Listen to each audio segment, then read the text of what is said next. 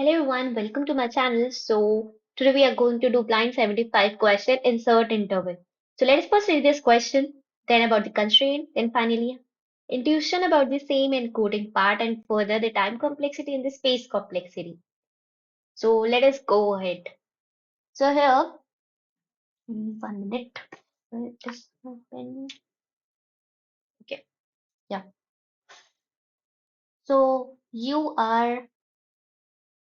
hmm, you are given an array of non-overlapping intervals where interval of I is equal to start I end I represent the start and the end of the ith interval.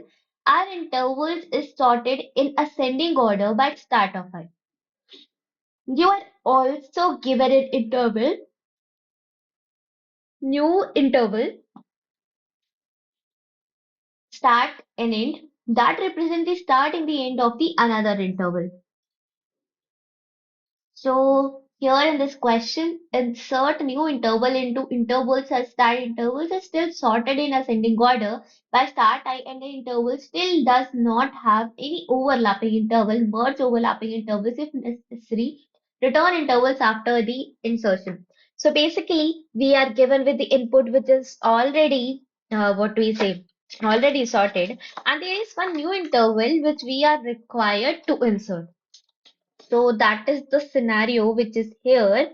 And uh, so now let us check the example which is being given to us, and accordingly we'll go ahead with the solution. But before that, let us check for the constraint. So here the constraints are interval length could be up to 10 raised to power 4, and interval length in each interval would be having two elements, right? And it could means each element could go up to 10 raised to power 5, and everything is in ascending order. And new interval length is also 2. In actual, these constraints are letting us know that these edge cases we are not required to cover. Means there could be edge case now that if the interval which is being given to us that doesn't consist of two elements, that could be a edge case. But they have already mentioned that it is 2, so we are not required to check that then.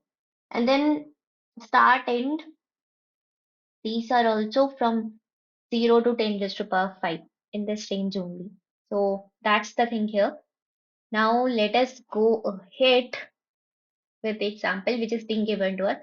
This first example is like pretty much we are required to check that the first element of this new interval which is there, which is that element, means which is that interval, and in that interval which is that element is not that basically the second element. If the second element is basically greater than my first element of this new interval, then I'm required to check that can I fit this interval here or not. If I can, then I will, and then I need to check that which is that element now, first element, which is basically greater than my this element. So that I will be checking. So this is the element which is greater, right? So I'm required to insert this particular either here or here. But here as it is greater and not even the equal. So that's why I will be inserting here. So that's why my new interval becomes 1, 5 and 6, 9. Now let me explain this example. So for explanation of this example, uh, yeah, let me share you this one.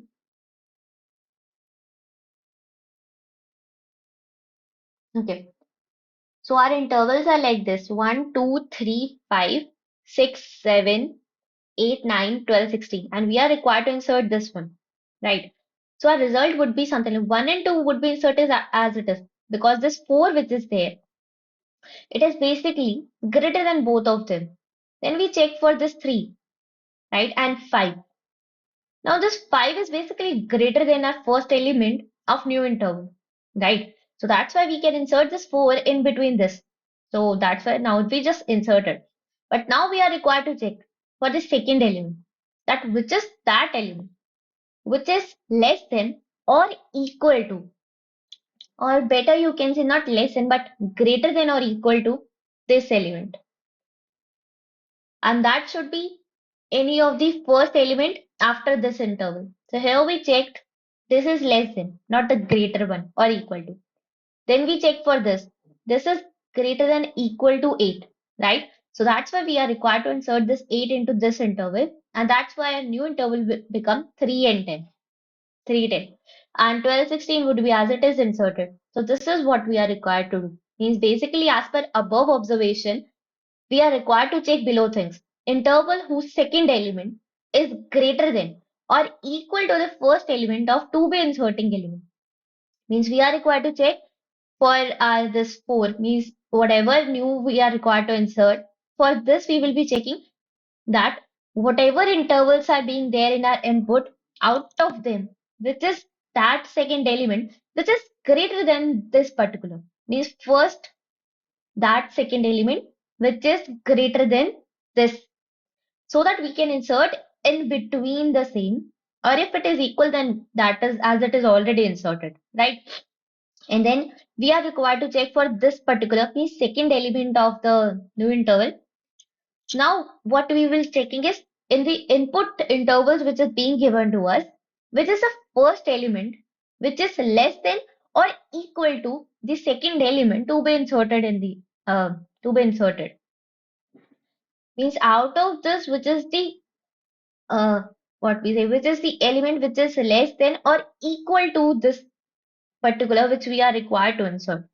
Means first element, this first or this first, although this is lesser, but then we next check that this is exactly equal to the same, right? So that's why we just inserted here, and now our new interval became 3 and 10. So this is thing, and this is what we are required to implement. Now let us go ahead with the coding part for the same, and then we will be checking for the time complexity and space complexity.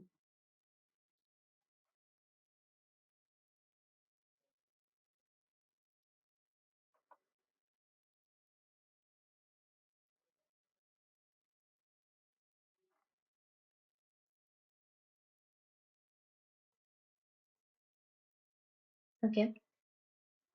So here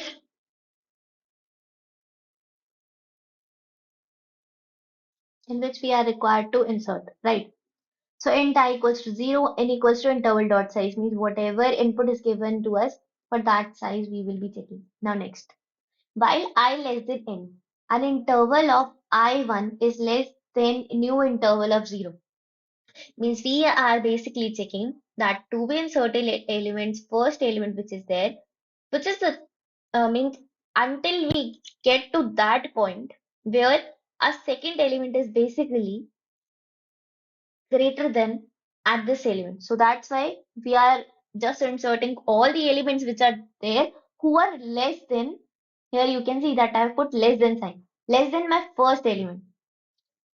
Means basically 1, 2 which is there, I inserted that because my 3, 4 to be inserted element which is there, that this 2 is basically lesser than 3, right? So that's why I'm inserting into my result all those elements so that I can insert this particular interval at this point. So that's the scenario here. Now comes the next part. Now after doing all that, I will be easily able to push all the elements. Now comes the part inserting of second element. Because of this, I will be able to get the position where my first element is required to be inserted.